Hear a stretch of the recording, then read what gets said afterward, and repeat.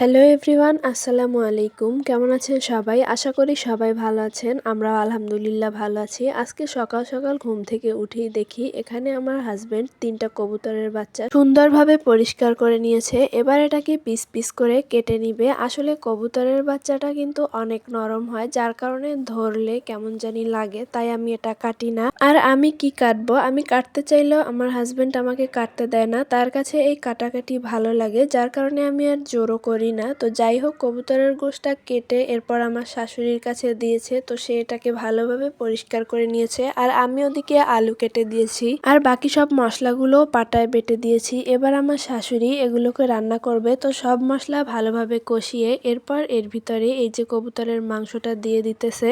কবুতরের মাংসটা কিন্তু ঝোল রান্না করলেই খেতে ভালো লাগে, তাই এখানে সব মশলা বেটে এরপরে আলু দিয়ে ঝোল রান্না করা হবে, যাতে করে ঝোলটা একটু ঘন হয় এই কারণে। তো যাই হোক, সবটুকু কবুতরের গোশ এর ভিতরে দিয়ে এবার এটাকে ভালোভাবে কষিয়ে নিবে। এটা কষানো হয়ে গেলে এরপর এর মধ্যে কিন্তু দিয়ে দিবে কেটে রাখা আলু। আলুটা একটু বেশি পরিমাণেই দিয়েছে, কারণ কবুতরের গোশ কিন্তু অল্প পরিমাণে হয়েছে, যাতে সবার আর কি হবে না, যার কারণে একটু বেশি করে আলু দিয়ে এরপর তরকারির পরিমাণটা বাড়ানো হলো। তো এই তো এখানে আলু দিয়ে এবার এটাকে খুব ভালোভাবে কষিয়ে নিবে। আর এই কবুতরের বাচ্চাগুলো কিন্তু আমাদের নিজেদের, মানে আমরা আমাদের বাসার বারান্দায় কবুতর পালি, তো সেখান থেকে যে বাচ্চাগুলো দেয় সেগুলোই আমরা খাই। তো ওদিকে আমার শাশুড়ি রান্না করতেছে, আর এখানে আমার মেয়ে পড়াশোনার করে প্রস্তুতি নিতেছে, কারণ সামনে তার বিসিএস পরীক্ষা। আর এই জন্য এখানে বসে সে দেখেন কতটা মনোযোগ দিয়ে লেখাপড়া করতেছে।